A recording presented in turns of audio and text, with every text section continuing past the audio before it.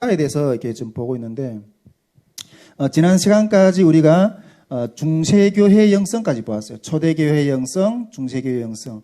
오늘은 이 그 종교개혁 영성에 대해서 이렇게 좀 보려고 하거든요. 예, 종교개혁 영성. 여기 종교개혁 영성에 대해서 이렇게 또 좀 더 디테일하게 설명해 놓은 그림인데, 자, 먼저 이 종교개혁 영성에 대한 내용들을 이런 순서대로 좀 보려고 해요. 종교개혁 영성 커리를 먼저 이렇게 어떤 방식으로 좀 공부할 건가 하는 내용들을 좀 설명하고, 그다음에 이렇게 종교개혁이 일어난 배경에 대해서 좀 먼저 볼 거예요. 예. 그다음에 종교개혁을 통해서 형성된 개혁파들이 있어요. 개혁파들. 형성된 개혁파들을 좀 이렇게 이런 식으로 이렇게 보고, 그다음에 제일 나중에 신교회의 영성, 종교개혁의 영성, 이런 순서로 이렇게 좀 보도록 하겠습니다. 먼저 이 종교개혁 영성 커리를 좀 이렇게 올 내용들을 좀 설명할 건데, 먼저 좀 이렇게 설명하면 우리가 이 요게 그 AD 0년에서부터 쭉 이렇게 나오는 이렇게 카톨릭이 제도교회거든요. 콘스탄틴 대제 이후에 이게 기독교 국가로 쭉 흘러오면서 이게 기본적인 제도교회의 어떤 그런 역사적인 흐름이라고 볼 수 있는데, 우리가 지난 시간까지 수도원 영성을 보았잖아요.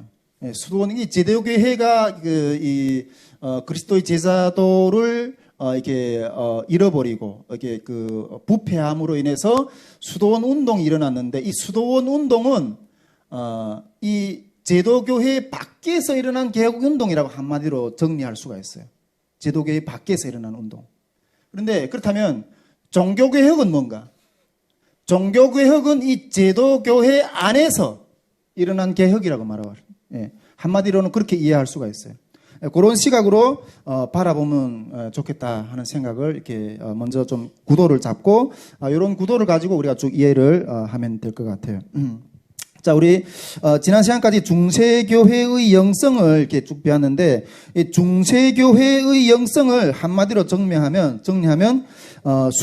수도원, 즉 제도권 영성, 그러니까 중세교회의 영성은 한마디로 말하면 이게 하늘과 땅의 논쟁, 하늘과 땅의 논쟁이라고도 이야기할 수 있다고 전에 이렇게 이야기를 했었는데, 이걸 뭐 다르게 표현하면 개인이냐 아니면 공동체 영성이냐. 우리가 처음에는 이 수도원도 이게 그 수도원이라는 어떤 공동체가 있은 게 아니라 어떤 운둔자들, 이렇게 정말 주님 앞에서 거룩하게 거룩을 이렇게 사모하는 어떤 그런 운둔자들이 그런 영성을 통해서 시작되었다가 공동체가 되었다 그랬잖아요. 근데 이 개인하고 공동체의 또 이게 충돌이 있었다 그랬잖아요. 예. 이런 것처럼 개인이냐 공동체냐, 아니면 또 이렇게 수도원이냐 세상이냐. 수도원은 세상 밖에 나가서 신앙을 세우는 거잖아요. 그런데 세상 안에 들어가서 신앙을 세우는 것은 무엇이냐. 또 이렇게도 표현할 수 있고, 중세교회 영성은 또 다른 말로 하면 신비주의냐 성례전 영성이냐. 우리가 신비주의 영성에 대해서 지난주에 배웠잖아요. 그래서 성례전 영성에 대해서도 이렇게 이야기 나눴고, 중세는 이것들을 관통하는 어떤 치열한 어떤 그런 갈등이었다는 거죠. 이것들이 치열한 갈등이었다는 거죠. 그렇다면 종교개혁의 영성을 한마디로 정리한다면, 성육신의 영성이에요. 성육신의 영성. 즉 오늘 말씀처럼 하늘과 땅의 조화예요. 하늘과 땅의 조화. 아까 중세 영성은 하늘이냐 땅이냐 이걸 막 서로 논쟁을 했다면, 이 종교개혁 영성은 하늘과 땅의 조화, 이렇게 표현할 수가 있다는 거죠. 그렇다면 오늘 이 과의 목표, 즉 이게 종교개혁 영성의 과의 목표는 즉 이 성육신의 영성이란 구체적으로 어떻게 표현되는가 하는 것들을 좀 볼 거예요. 성육신의 영성이나 구체적으로 어떻게 밝히냐, 이런 것들을 세 가지 정도로 이렇게 나눠서 좀 볼 건데, 첫째는 이렇게 아까 앞에서 이야기했던 것처럼 이 종교개혁, 종교개혁이 일어난 배경에 대해서 먼저 좀 볼 거고, 그 다음에, 그 종교개혁을 통해서 형성된 개혁파들, 이렇게 볼 거고, 세 번째로는, 개신교 영성이, 몇 가지를, 이렇게 좀 나눠서 보도록 하겠습니다. 자, 이런 식으로 볼 건데, 먼저, 종교개혁이 일어난 배경에 대해서, 종교개혁이 일어난, 배경에 대해서, 좀 보도록 하겠습니다. 종교개혁이라는 것은 16세기 가톨릭 교회를 복음 중심의 교회로 변혁하고자 해서 일어났던 운동이에요. 할렐루야. 예. 16세기 이 가톨릭 교회, 이 가톨릭 교회의 그 흐름이라고 이렇게 역사적인 어떤 그런 맥락이라고 볼 수 있는데, 이 가톨릭 부패한 가톨릭 교회를 복음으로 변화시키기 위한 운동. 그것이 한마디로 말하면 이게 종교개혁이라고 말할 수 있어요. 종교개혁. 그 밑에 리포메이션이라고 그랬는데, 이게 개혁. 개혁이라고 써요. 종교개혁이라는 리포메이션이라고 이게 영어로는 그렇게 표현하는데, 이 제도나 기구를 새롭게 뜯어서 고친다는 의미예요, 이게. 제도나 기구를 새롭게 뜯어서 고친다. 개혁한다. 이런 말이거든요. 그럼 밑에다 이게 프로테스탄트라고 그랬는데, 이 프로테스탄트는 이런 종교개혁 운동에 참가한 자들, 이런 종교개혁 운동에 참가한 자들을 프로테스탄트라고 그래요. 근데 프로테스탄트라는 뜻은 이게 항의자라는 소리예요, 이게. 항의한다. 항의한다. 이게 뭐 항의라는 어떤 이런 단어를 생각하다 보면 우리가 이게 뭐 보통 우리 북한에서 많이 살다 보니까 이게 혁명을 많이 이렇게 이렇게 외쳤잖아요. 근데 이 혁명과 이게 혁명이라는 단어하고는 좀 이렇게 좀 구별된 어떤 단어이기는 하지만은, 그러나 이 구교, 즉 이 가톨릭에 대해서 구교에 대해서 이 그 대항해서 일어났다는 의미에서는 혁명이라는 단어하고도 이렇게 그 좀 맥락을 같이 할 수도 있는 어떤 그런 것으로 이렇게 볼 수도 있다는 거죠. 이게 프로테스탄트라는 건. 자, 그러면 이 종교개혁이 일어나게 된 배경이 어떤 크게 세 가지 요소가 있는데, 크게 세 가지 요소가 있는데, 그 세 가지 요소가 무엇인가 하면, 첫째는 교회가 부패했다는 거예요. 교회가 부패한 부분이 있고, 또 그리고 개혁의 힘, 기독교 인문주의라 그랬거든요. 기독교 인문주의가 이 종교개혁의 또 엄청난 어떤 역할을 했어요. 그리고 또 민족주의 운동이 이때 당시 일어나요. 민족주의 운동. 요 세 가지를 한번 좀 이렇게 들여다보려고 합니다. 자, 먼저 교회가 부패한 모습들, 요 당시 교회가 부패한 모습들을 좀 이렇게 들여다볼 건데,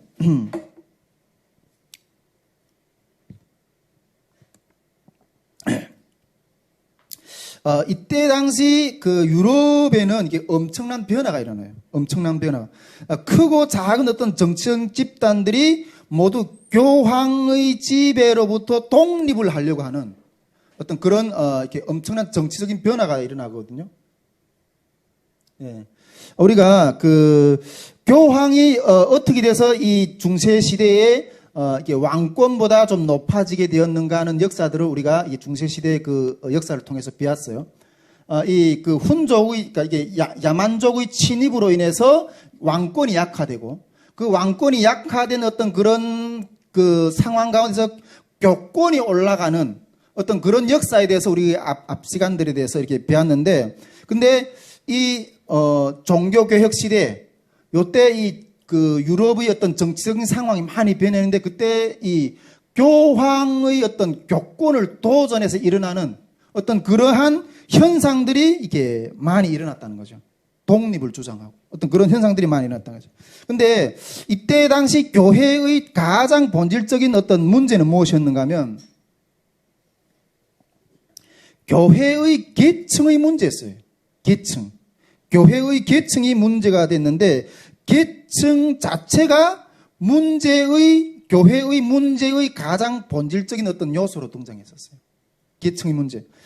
교회의 계층이라는 것은 어떻게 표현하세요? 이 계층이라고 말했을 때 이 기득권을 말하거든요. 교회의 기득권.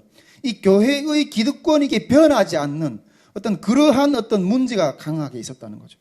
이때 그 교회의 기득권을 잡고 있는 계층들이 어떤 계층이었어요? 교황, 주교, 뭐 추기경, 성직자, 수도사, 대학의 어떤 그런 교수들, 이런 사람들이 이게 그 기득권을 잡고 있었거든요. 예, 기득권을. 근데 이런 기득권들이 부패가 점점 더 심해지는 그런 상태에 있었다는 거죠. 이 15세기 말 또 그리고 16세기 초 이때에 가면 이 교황은 교회의 영적인 지도력을 거의 발휘하지 못했어요. 교황이 이 로마 제국의 어떤 그런 교황이 이게 엄청난 지도력을 발휘해야지 교회가 세워지고 이렇게 할 건데 이런 지도력을 거의 발휘하지 못했다는 거죠. 교황은 이게 미술품을 뭐 수집한다든가 이게 호화스러운 어떤 대성당을 건축한다든가 아니면 사치스러운 어떤 삶에만 관심이 있는 영적인 지도력을 발휘하는 게 아니라 그런 쪽에만 관심이 있는 어떤 그런 상태에 있었다는 거죠. 또한 이 주교나 이 추기경 같은 경우에는 실제 의무는 행하지 않고 이 고위직의 어떤 부, 명예만 누리기 위해 급급했고 이런 상황에 있었다는 거죠. 또 그리고 그 하위 단계에 있는 계층들은 지역교회 성직자들, 지역교회 성직자들은 또 이렇게 빈부격차가 또 이게 상당히 심했다고 그래요. 솔직히 우리 요즘에도 이렇게 뭐 우리 교회 가운데 뭐 대형교회 어떤 목회자들하고 개척교회 목회자들이 그 이 생활 형편이 이게 엄청나게 차이가 나잖아요. 근데 그랬던 것처럼 이 중세 때에도 이 빈부격차가 이게 성직자들 가운데도 빈부격차가 상당히 심했다는 거죠. 그리고 또 이 중세교회의 그 성직자들은 봉사를 하고 이 수고비를 요구하는. 물론 우리도 뭐 이렇게 당연하게 이렇게 교회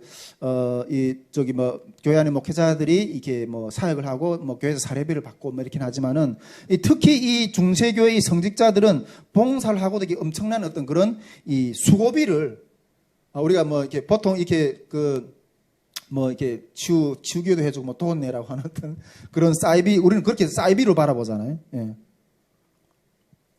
어떤 그런 현상들이 상당히 많았다는 거죠. 대부분 분위기가. 그리고 이 성직자들은 이 기독교 신앙에 대해서 소름이 끼칠 정도로 무지했다는 거예요.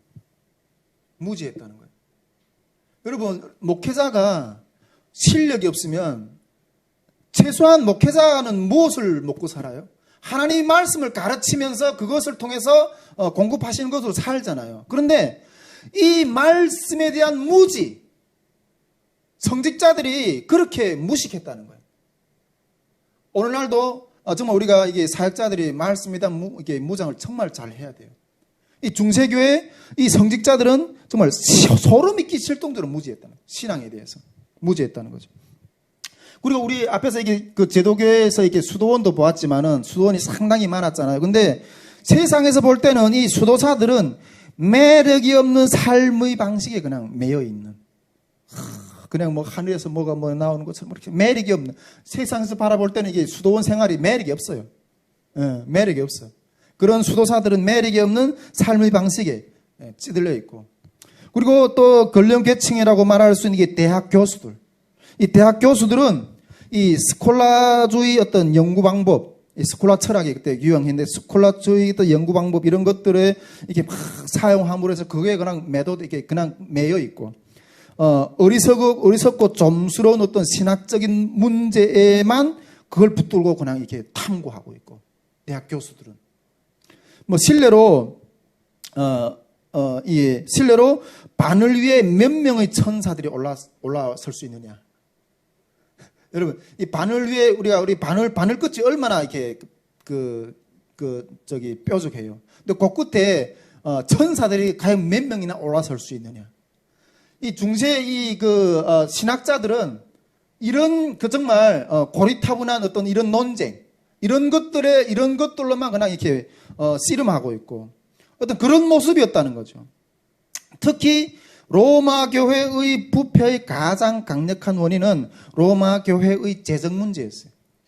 재정 문제. 이 르네상스 교황들은 이탈리아에서 이게 정치적인 지위를 차지하기 위해서 이 막대한 자금이 필요했는데 교황은 이 자금을 마련하기 위해서 세금과 요금과 벌금을 고안해 놓고 그 무거운 부담을 고위 성직자들에게 이렇게 부과했어요. 예. 그러면 뭐 고위 성직자들이 그걸 어디다 또 이렇게 이게 그걸 이렇게 마련해 내겠어요? 그 고위 성직자들은 또 하위 성직자들에게, 하위 성직자들은 또 평신도들에게. 예. 그래서 이 중세 때는 이게 면제부를 막 팔고 어떤 그런 현상들이 막 일어났던 거예요. 예. 이런 것처럼 이 지도계층들, 이 중세교회 시대의 이 지도계층들, 이런 지도계층들이 현실과 동떨어졌고 무능하고 부패함으로 인해서 이런 문제성을 안고 있었다는 거죠. 이게 교회의 계층의 문제, 이 부분들이 가장 이렇게 첨예한 어떤 그런 문제성으로 제기됐다는 거죠. 그런데 문제는 근데 이런 악행들이 요때 당시 뭐 갑자기 생긴 건 아니었어요. 요때 당시 갑자기 생긴 건 아니었고 유례 없었던 것도 아니었고 이전 시대부터 계속 있어 왔던 것들이에요. 이런 이야기들은, 이런 모습들은. 그런데 문제는 무엇이었는가 하면 교육받은 평신도들이 자각하게 됐다는 거예요. 네. 교육받은 평신도들이, 평신도들이 요구가 더 강하게 일어났다는 거예요. 평신도들의 요구가. 생각이 없는 이 평신도들 어제는 생각이 없는 어떤 싸구려 종교에 매여 있는 것이 아니라 더 성서적인 종교를 원해요. 더 성경적인 종교. 이것이 혁명의 발단이 됐다는 거예요. 이것이 혁명의 발단이 됐다는 거예요. 이 각성이 혁명의 발단이 됐어요. 평신도들이 각성. 이런 부패한 현상들이 옛날에도 그냥 있었는데 그런 세월 가운데 쭉 흘러오던 가운데 평신도들이 각성을 함으로 인해서 혁명이 어떤 그런 발단이 되었다는 거죠. 참 그 역사적인 이런 모습들을 좀 바라보면서 북한이 이렇게 변화할 수 있는 것은 결국은 북한 주민들이 깨어나야 되거든요. 할렐루야. 북한 주민들이 깨어나면 뒤집어지는 거예요. 이런 종교개혁 같은 역사가 일어나는 거예요. 이 역사가 증명하는 거예요. 근데 이 북한 정권도 이걸 너무나도 잘 알기 때문에 가장 잘 북한 주민들을 통치할 수 있는 수단은 북한 주민들이 무식하면 돼. 무식하면 돼. 그래서 이 외부로부터 들어오는 모든 정보를 북한은 차단하고 있잖아요. 비교 의식을 할 수 없도록. 그래서 이 북한은 그걸 제일 두려워하는 개혁 개방을 제일 두려워하는 거예요. 이 북한 주민들이 의식이 깨어나면 자기들은 이게 끝이라는 걸 알기 때문에 이 중세 교회도 그런 어둠이 어떤 그런 정치가 갑자기 생긴 것이 아니라 그런 어둠의 정치에 대해서 이 주민들이, 백성들이, 평신도들이 각성했기 때문에 이런 혁명이 일어났다는 거죠. 할렐루야. 자, 그러면 이 혁명의 가장 주도적인 역할을 했던 어떤 그런 한 요소가 뭔가 하면 이 기독교 인문주의예요. 기독교 인문주의. 여기 인문주의 라인을 하나 또 여기 더 그려놨는데 기독교 인문주의라고 볼 수 있는데 우리가 이 수도원 영성도 우리가 개혁을 위한 어떤 그런 신앙의 개혁을 위한 어떤 그런 한 줄기 맥락이었다면 이 기독교 인문주의도 이 개혁을 위한 어떤 하나의 맥락으로 일어서는 거예요. 할렐루야. 이 흐름을 이해해야 됩니다. 자, 그러면 이 종교개혁의 힘인 이 기독교 인문주의, 이게 기독교 인문주의가 이 종교개혁을 상당히 이끌었다고 많은 어떤 교회 사가들이 많이 이렇게 이야기를 해요. 저도 이 부분에 대해서 동의를 하고요. 동의를 하는데, 물론 우리가 15세기 루터가 발단을 시켜서 이렇게 종교개혁의 어떤 그런 사상을 내놨지만은 이 기독교 인문주의가 그 밑바닥에 바탕에 깔려 있었다는 거죠. 할렐루야. 자, 그러면 이 르네상스 인문주의하고 이 기독교 인문주의에 대해서 이게 좀 구별해 봐야 돼요. 이 부분들을 하나하나 조금 더, 좀 더 깊이 있게 좀 들여다 보려고 하는데, 먼저, 르네상스 인문주의에 대해서, 우리 기독교 인문주의보다 먼저 르네상스 인문주의에 대해서 먼저 이야기 좀 나누면, 14세기부터 16세기에는 이게 이탈리아 중심으로 일어난 이 르네상스라는 것은 이게 14세기부터 16세기 사이에 이탈리아 중심으로 일어난 고전 부활 운동이에요. 고전 부활 운동. 고전 부활 운동인데 특히 이 아리스토텔레스, 이 아리스토텔레스의 어떤 부활 운동이라고 말할 수 있는데 이 3세기부터 이 12세기까지는 유럽은 이렇게 플라톤만 잘 이해하고 있었어요. 여기 3세기라고 여기 표시했고 3세기부터 요 12세기까지는 요 기독교 역사 가운데 이렇게 플라톤만 잘 이해를 하고 있었어요. 그런데 요 12세기 이후부터 이게 아리스토텔레스에 대해서 다시 재발견하는 어떤 그런 흐름이 이렇게 진행이 되었다는 거죠. 요때부터 이 아리스토텔레스가 다시 이렇게 재발견이 되고, 이 아리스토텔레스의 고전이라고 그러잖아요. 이런 책들이 재평가 작업이 일어나요. 재평가 작업이. 이 재평가 작업은 12세기 처음에 시작된 건 아랍의 학자들이 이렇게 아리스토텔레스를 이렇게 또 다시 이해를 하려고 하면서 이렇게 들어오는 어떤 그런 흐름을 먼저 가지고 되고 있는데, 이러다가 이런 흐름이 이렇게 진행이 되면서 유럽의 대학들은 1500년대에 가면, 유럽에는 한 80개의 대학들이 있었거든요. 유럽에는 한 1500년대에 가면 이렇게 80개의 대학들이 있었는데, 이 초기에 유럽이 있었던 그런 대학들은 순수 기독교적인 대학들이었어요. 순수 기독교적인 대학들이었고, 이런 유럽의 초기의 대학들은 이 성직자들을 양성하는 기관이었어요. 초기에는. 1500년대 이게 한 80개 대학들이 있었는데, 그런데, 이 대학들의 이 대학들이 지금으로 말하면 다 신학교들이었어요. 신학생들을 양성하는, 목회자들을 양성하는 어떤 그런 대학들이었거든요. 근데 그런 대학들이 이게 인문주의 공격을 받게 돼요.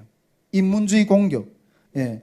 15세기 말기에 가보면 이런 지금은 말하면 이런 신학교에 이 세상적인 학문을 가지고 그런 것들을 배운 사람들이 교수로 들어오게 되는 거죠. 예. 그런 흐름이 이렇게 유입이 되게 된다는 거죠. 전에는 이게 성직자들만 양성하는 어떤 그런 대학들이었는데, 그 양성하는 대학 하는 교수들 가운데 인문주의적인 어떤 그런 사고를 가진 어떤 그런 사람들이 들어와서 가르치게 됨으로 인해서 그런 인문주의 공격을 받게 되는 거죠. 인문주의 공격. 예. 그러면서 이 인문주의에 대한 대학들의 공감들이 많이 일어나요. 예. 공감들이 많이 일어나거든요. 새로운 학문을 주장하는 이 신학 속에서 그러다 보니까 정통신학이 도전을 받게 돼요. 정통신학이 도전을 받게 되는데, 그런 것들이 대표적으로 독일의 어떤 지성, 독일을 말하면 독일의 어떤 신학이 또 유명하잖아요. 그런 독일에서 이렇게 그런 지성들이 이렇게 많이 발견하면서 1500년경에 이런 인문주의가 막 이렇게 대학들에 많이 이렇게 퍼지게 되는 거죠. 근데 이런 르네상스 인문주의 운동은 초시기에는 이게 상층 지식인들, 즉 엘리트들의 운동이었어요. 엘리트들의 운동. 근데 이런 운동들이 결과는 그 성과는 어떤 것들이 열려지게 됐는가 하면 이렇게 회화, 조각, 건축, 음악, 모국어, 문학, 과학에까지 이르기까지 어마어마한 기념비적인 어떤 업적들이 이런 인문주의를 통해서 과학들이 발달되고 이렇게 확 일어나는 어떤 그런 흐름들이 일어나게 돼요. 이 아리스토텔레스 인문주의가 이렇게 그 대학들 가운데, 정통신학을 가지고 있는 대학들 가운데 이렇게 들어오면서, 그러다 보니까 이렇게 정통신학이 가지고 있던 세계관들이 변화가 와요. 예. 정통신학이 가지고 있던 이렇게 세계관들이 변화가 오는데, 이 세계관들이 어떻게 변했는가, 그걸 들여다보면, 한마디로 이해를 하면, 이렇게 표현할 수 있어요. 그 정통신학의 세계관들이 변하게 되는데, 어떻게 말할 수 있는가 하면, 이게 천국과 지옥의 미래적인 어떤 그런 것에 이렇게 삶을 맞추기보다는, 천국하고 지옥은 우리 미래적인 어떤 그런 내용이잖아요. 미래적으로 얻을 수 있는 어떤 그런 내용이잖아요. 그런데 그런 곳의 삶을 마치기보다는 현세의 삶, 멀리 나서 죽어서 천국, 지옥 가서 어떤 그런 삶을 논하는 게 아니라 이 현세의 삶, 이 현세의 삶에서 기쁨과 존엄과 어떤 상대적인 어떤 그런 회복, 이런 쪽으로 더 관심을 가지는 어떤 그런 쪽으로 변화가 일어나게 됐다는 거죠. 할렐루야? 예. 요 흐름이 이해가 되십니까? 제가 전에도 이렇게 이게 플라톤과 아리스토텔레스 이런 이야기를 했을 때 플라톤은 이 현세의 어떤 삶이 이거는 허상이다 그랬잖아요.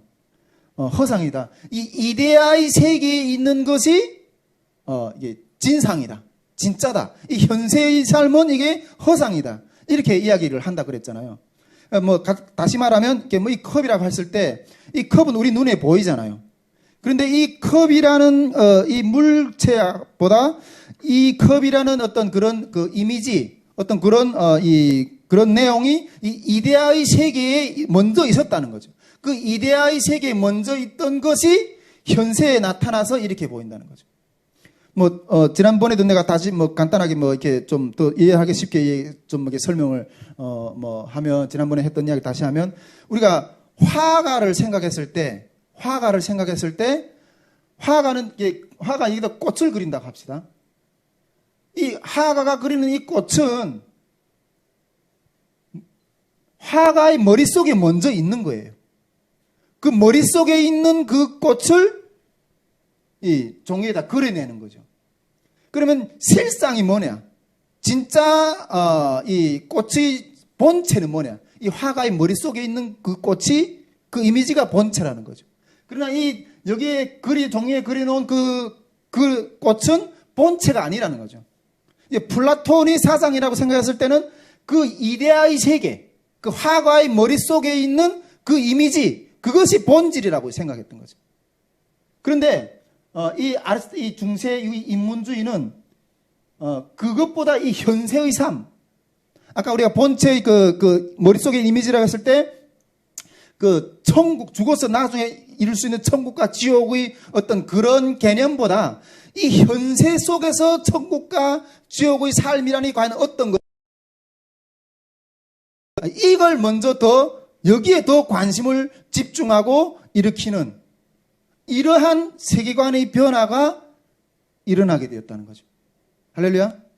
그 맥락이 이해가 되십니까? 예. 이러다 보니까 이 인문주의가 이렇게 발달하면서 나중에는 이게 성경 비평학들이 이렇게 막 일어나게 됐고, 나중에는 이 성경을 막 무자비하게 이렇게 난도질하는 어떤 그런 역사까지 막 일어나거든요. 요것이 그 르네상스, 이게 그 르네상스 인문주의 어떤 그런 맥락이라고 이해할 수가 있어요. 자, 그렇다면 기독교 인문주의는 뭐냐? 요 기독교 인문주의는 뭐냐 하는 것들을 또 좀 들여다볼 필요가 있는데, 기독교 인문주의는 앞에서 우리가 헬라 문화의 인문주의는 이렇게 헬라 문화의 고전들을 살려내는 일을 했다 그랬어요. 아리스토텔레스의 어떤 그런 고전들, 이런 고전들을 살려내는 일을 하는 것이 이렇게 기독교 르네상스 인문주의라 그랬잖아요. 근데 기독교 인문주의는 기독교 고전들을 살려내는 일을 하는 거예요. 르네상스 인문주의는 세상 고전들을 이렇게 살려내는 일을 했다면, 이 기독교 인문주의는 기독교 고전들을 헬라 인문 발달의 지적 기술을 가지고 기독교 고전들을 살려내는 일을 했다는 거죠. 기독교 고전들을, 즉 성경을 찾아내는 일을 했다는 거예요. 성경을 찾아내는 일을 했다는 거죠. 그렇다면 그때까지 성경을 사용하지 못했다는 소리냐? 못했다는 소린가요, 그러면? 그렇습니다. 그때까지는 이 15세기 이전 시대에는, 나중에 우리가 여기에서도 이렇게 배우겠지만, 이 설교나 이렇게 기독교 영성에 대해 그런 내에서 배우겠지만은, 이때까지는 성경을 거의 사용하지 않았어요. 이때까지는 성경을 거의 사용하지 않았다는 거죠. 우리가 기독교 인문주의자 중에는 이렇게 에라스무스라는 사람이 있는데, 이 에라스무스는 성경과 교부들에게로 돌아가자는 운동을 펼쳤어요. 성경과 교부들에게로 돌아가자. 이 에라스무스에게서의 그 생각은, 그 개혁의 생각은, 진리의 본질을 통해서 교회나 사회를 진리의 본질을 주입시킴으로 인해서 개혁하자는 거였어요.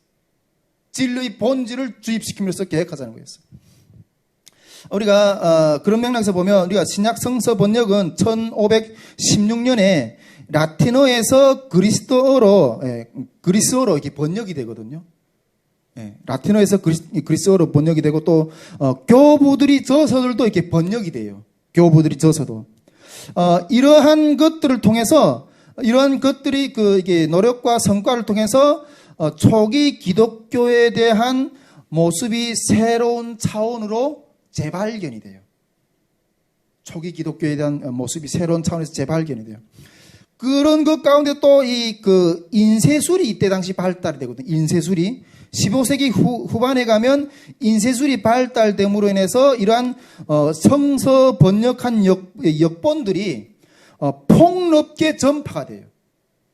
인쇄술이 발달됨으로 인해서. 인쇄술의 유익은 이게 옛날에는 다 이게 가죽에다가 이렇게 막 필사를 해가지고 그러다 보니까 이 성경책을 하나 이게 얻는다고 얼마나 이게 귀한 정말 그런 책이었는데 인쇄술이 발달되고 종이가 막 나오고 하니까 이 성경이 대량 생산이 되잖아요. 그러므로 해서 이 성경책이 수많은 사람들에게 이렇게 폭넓은 복음이 일어날 수 있게 되고 독서층이 성경을 읽는 독서층이 확 늘어나게 되는 거예요. 독서층이. 우리가 이게 루터의 종교개혁이 1517년에 일어났는데 이 루터의 종교개혁 이전에 많은 성경의 번역들이 일어나는 역사들입니다. 성경의 번역들이 일어나는 역사들입니다. 근데 이 성서의 일반화는 이 성경의 일반화는 이 중세교회의 입장에서 봤을 때는 이게 불편한 거예요. 아주 불편한 거예요. 왜 불편할까요?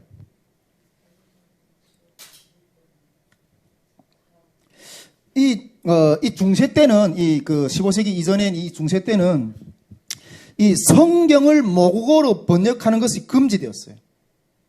성경을 모국어로 번역하는 것이 금지되어 있고, 그리고 사제나 평신도들이 사용하는 것도 금지되었어요. 성경을. 예.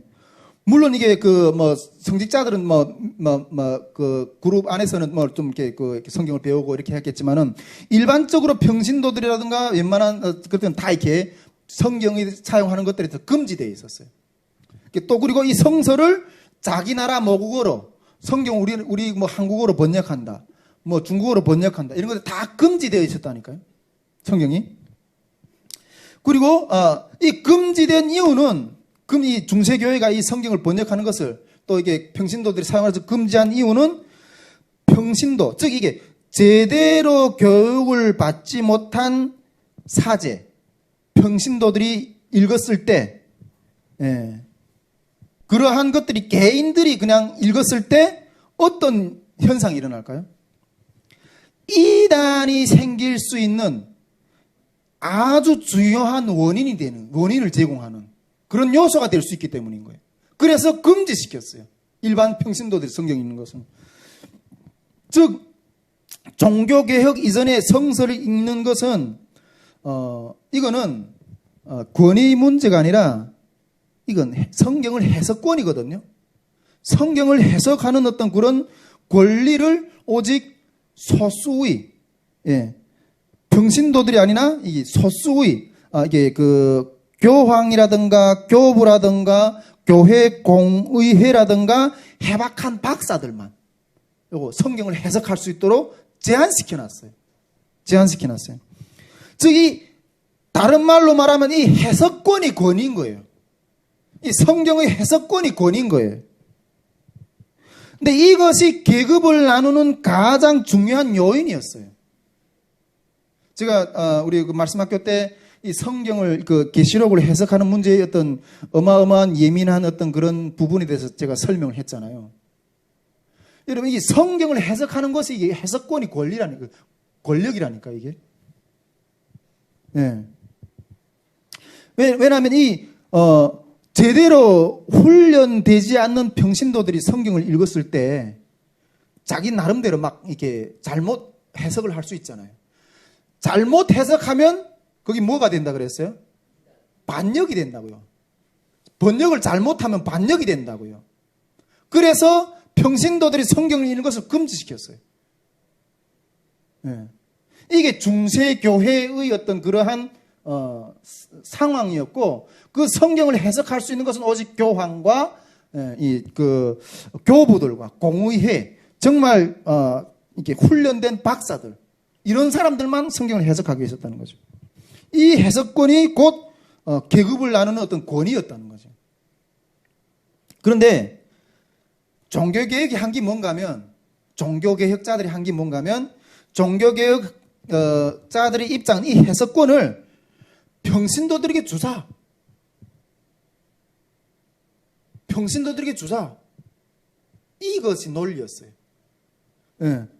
이 교회의 해석권이, 그러면 이 해석권이 무너지잖아요. 가톨릭 교회의 논리대로 말하면 평신도들에게 이 성경 해석권을 그냥 성경을 지어버리면 그 해석권이 무너지는 거예요. 해석권이 무너진다는 것은 다시 말하면 교회의 권위가 무너진다는 거예요. 중세교회의 시각에 봤을 때는. 예. 그런데 종교개혁자들이 입장은 뭔가 하면, 종교개혁자들의 입장은 이 허무한 학자들에게 성경을 해석하는 걸 맡기지 말고, 허무한 학자들에게 성경을 해석하는 걸 맡기지 말고, 성경은 성경 자체가 해석할 수 있도록, 성경은 성경 자체가 해석할 수 있도록, 예, 그렇게 쥐어주자는 거예요. 그렇게 너네들이 해석권을 가지고 그렇게 권위를 부르면서 했던 그 교회가 이렇게 부패했냐? 아니다. 이걸 평신도들이 손에 쥐어줘가지고 스스로 성경은 성경이 해석할 수 있기 때문에 그것을 평신도들에게 주자. 그 가운데 성령의 조명이, 구원을 이루게 할 수 있는 조명이 하나님의 성령이 부어주실 거다. 이걸 평신도들에게 주자.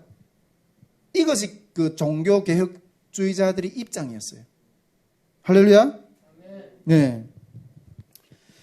전통의 부패, 해석자들은 너네가 그렇게 해석권을 가지면 뭐 이단이라고 막 이렇게 이단이 많이 태어날 수 있기 때문에 이걸 평신도에 주지 말자, 이렇게 하면서 이렇게 해석권을 너네가 딱 잡고 있었는데, 그런 너희가 이렇게 교회를 부패하고 썩게 만들었느냐? 이런 논리였던 거죠.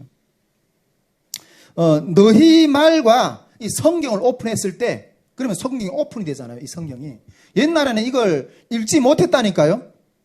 평신도들이. 근데 이 성경이 오픈됐을 때 너희가 말하는 말과 성경이 말하는 말을 비교해 보면서 스스로 말씀을 보고, 평신도들이 스스로 말씀을 보고 본질이, 기초가 뭔지 찾아갈 수 있도록 맡겨줘야 된다는 거죠.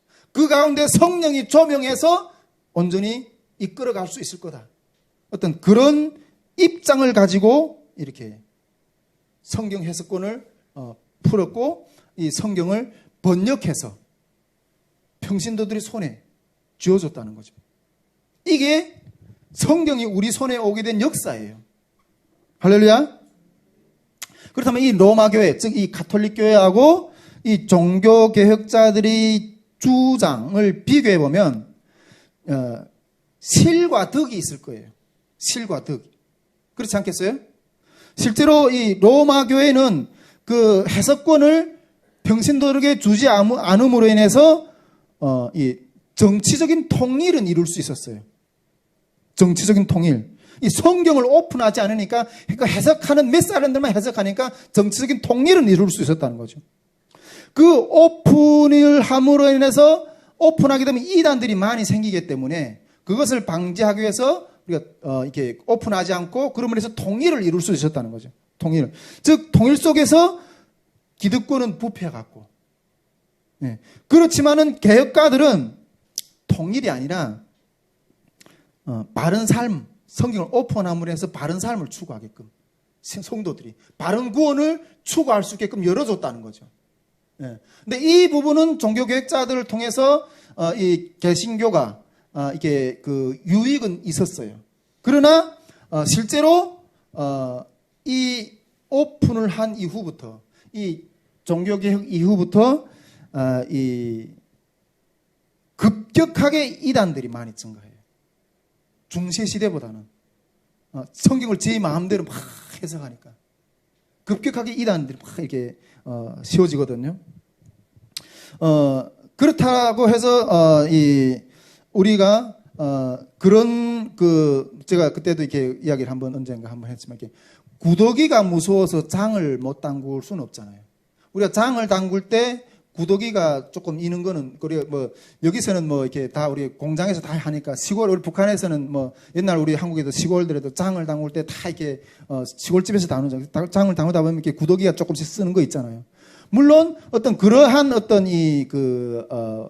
그런 어떤 단점들은 좀 발견될 수는 있어요. 그렇다고 해서, 된장을 담그는 일을 멈출 수는 없다는 거죠. 구원의 진리를 우리가 이뤄감에 있어서, 그것들 가운데 조금의 그러한 부작용이 있다고 해가지고 그것이 두려워서 구원의 진리를 문을 열어가는 일을 멈출 수는 없다는 거죠. 이것이 종교개혁자들이 진행한 그런 이 모습이었어요. 여러분, 이렇게 되다 보니까 어떻게 되겠어요? 평신도들은 어마어마하게 환영한 거죠. 할렐루야. 이 평신도들은 거의 그냥 해방의 수준이었어요. 해방의 수준. 예. 옛날에는 그때도 로마 시대는 이게 중세는 완전히 이게 기독교 국가였기 때문에 그 기독교가 이게 완전히 이게 기득권이었거든요.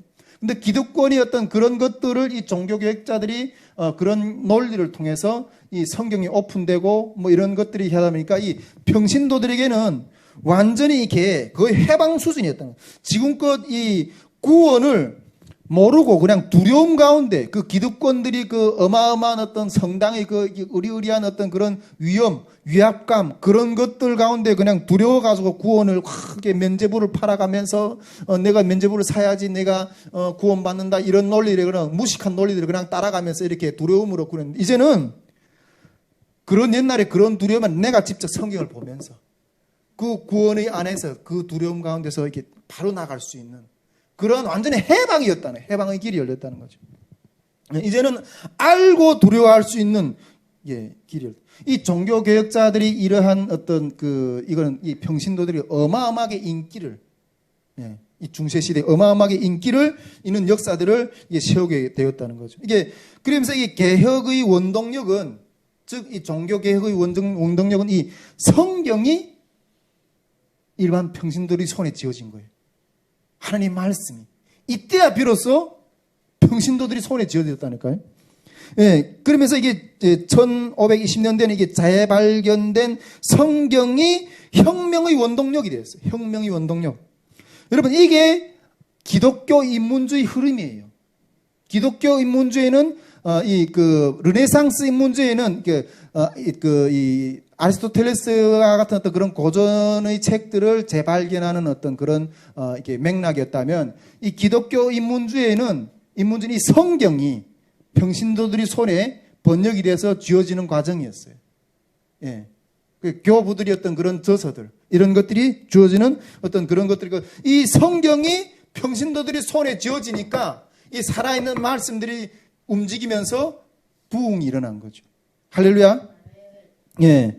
이런 것 가운데 위클리프라는 영국의 번역가들 이런 사람들도 어마어마한 그런 이렇게 활동들도 했고, 그런 것들을 우리가 볼 수가 있습니다. 이 종교개혁 시대를 우리가 그러므로서 평가를 해보면, 즉 인문주의로 인한 종교적 각성이 일어난 시대라고 볼 수 있어요. 이 인문주의로 인한 종교적인 각성이 일어난 시대라고 볼 수 있어요. 아까 우리가 이 수도원을 통해서 신앙의 그런 이렇게 영적인 추구의 그런 회심의 역사들이 일어났다면, 이 기독교 인문주의가 이 종교개혁 시대에 또 이렇게 일어나는 그런 역할을 할 수 있는 역할을 했다는 것들을 말할 수 있고, 즉 이 종교개혁 시대는 이 죽은 시대가 아니라 종교에 대한 헌신의 갈망, 즉 이게 성경에 대한 게 교회에 대한 게 헌신의 갈망이 몸부림을 친 시대라고 볼 수 있어요. 몸부림을 친 시대. 어떻게 몸부림을 쳤는가 하는 내용들에 대해서 실제적인 역사들을 다음 시간에 또 이어서 볼 거고, 그런 구체적인 또 영성들을 제가 요 몇 가지 이렇게 정리해 놨는데, 그런 순서들을 이어서 계속해서 보도록 하겠습니다. 예, 오늘은 여기까지 좀 나누고요. 우리 이어서 함께 기도를 하는 시간을 좀 가지겠습니다.